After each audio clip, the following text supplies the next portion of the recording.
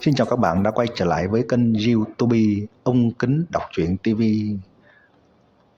Sau đây tôi xin đọc tiếp truyện Ngạo Thế Đan Thần tập 49 với tựa đề Hỏa Long Huyết Ngọc. Xin mời các bạn lắng nghe. Mạnh Bá đáp lại, điều này làm cho những luyện đan sư kia đến đây trong lòng cảm giác rất không phải. Có một đan vương lợi hại như thế trấn thủ, bọn họ cũng khó có thể đục nước béo cò tiến vào đan vương các này. Lúc này một lão giả nói, trầm các chủ, lão phu không cầu làm chuyện đan sư nơi này, chỉ hy vọng có thể ở chỗ này làm một tạp dịch, ta cũng không cần thù lao. Một lão giả khác thấy như vậy cũng noi theo, dồn dập biểu thị nguyện ý không cần thù lao, sống ở chỗ này bởi vì có thể ở chung cùng đan vương một chỗ, có thể làm cho bọn họ học được rất nhiều đồ vật. Cái này Mạnh lão ngươi làm chủ đi. Trầm Tường gãi đầu cười nói. Mạnh Bá cau mày nhìn 10 lão giả này, sau đó gật đầu, vậy các ngươi liền lưu lái đi. Tiếp đó Trầm Lộc Tông cùng Mạnh Bá từ bên trong 10 lão giả kia lấy ra 2 tên luyện đan sư trình độ không tệ, hơn nữa còn cho bọn hắn thù lao kim linh quả. Có Mạnh Bá gia nhập làm cho Trầm Tường yên tâm không ít, chí ít sau này hắn không cần chính mình đi luyện đan, đây chính là sự tình phi thường khô khan. Thúc tổ, người đến làm các chủ, người đã từng làm quản lý qua Linh Đan Các nhiều năm, ở phương diện này so sánh có kinh nghiệm hơn. Mạnh lão cùng những tiền bối khác phụ trách chuyên luyện đan được không? Trầm Tường nói, mặc dù Mạnh Bá là đan vương nhưng quanh năm bế quan luyện đan, phương diện quản lý này không có kinh nghiệm gì. Mạnh Bá và những người khác không có ý kiến.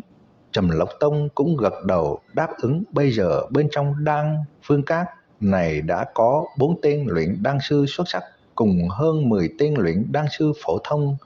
Đây là ngoại trừ Dược gia cùng Đan Hương Đạo Nguyên ra, chính là thế lực có luyện đan sư nhiều nhất. Buổi tối, Trầm Tường cùng một đám lão giả tóc bạc phơ ngồi cùng một chỗ tham khảo luyện đan thuật. Trầm Tường được Tô Mỹ Giao truyền thụ các loại thuật luyện đan phi thường cao minh. Hắn đem những chuyện này kết hợp kinh nghiệm của mình nói ra một vài yếu lĩnh để làm cho luyện đan sư đều được ích lợi không nhỏ. Đối với Trầm Tường càng là bội phục, tuổi còn trẻ liền lĩnh ngộ ra rất nhiều đồ vật mà bọn hắn kinh thán. Trầm Tường, sự tình sáng sớm hôm nay có chút mạo phạm, xin hãy tha thứ.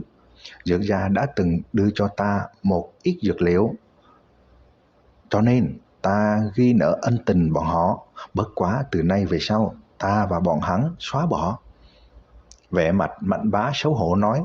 Trầm Tường cười nói, quá khứ coi như xong. Hiện tại Dược gia là hận ta thấu xương, dù sao ta cũng làm bọn hắn mất mặt. Hắn xuất hiện chiếm được một lò luyện đan rất tốt cùng một tên luyện đan sư xuất sắc, đây cũng là lễ vật Dược gia tặng.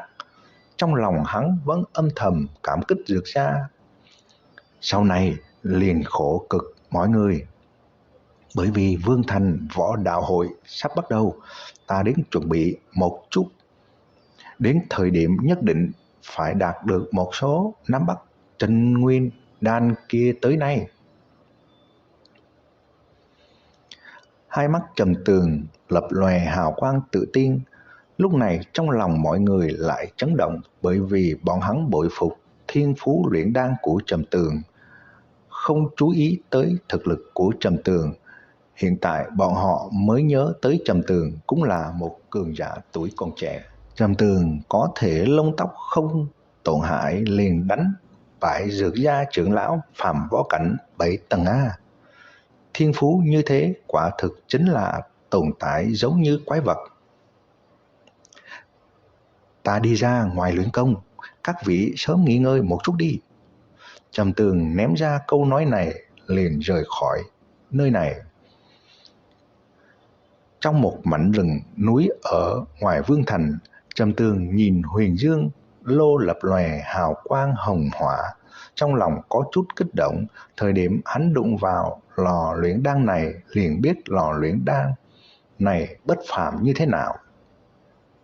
Hai người Tô Mỹ Giao cùng Bạch U U cũng từ trong giới chỉ chạy đến, nhìn Huyền Dương lô trong tay Trầm Tường kia, Hỏa Long huyết ngọc. Bạch U U không khỏi lùi lại mấy bước.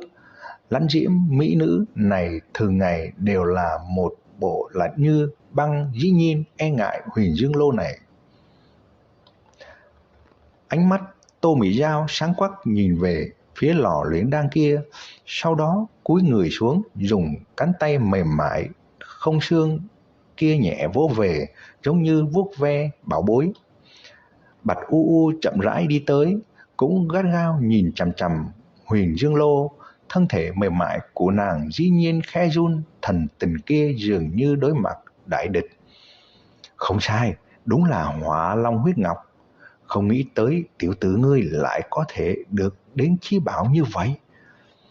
Tên đan vương gà mờ kia biết rồi nhất định sẽ đau lòng đến chết cho mà xem. Khắp khuôn mặt của Tô Mỹ Giao đều là nụ cười vui mừng, rất là mị hoặc, khiến người ta hận không thể kéo nàng ôm vào lòng ngực.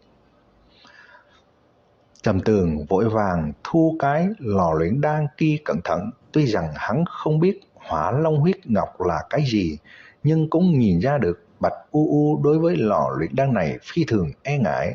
Hắn có chút hổ thẹn mà nói: U U tí, thật có lỗi, ta không biết nàng sợ đồ vật này.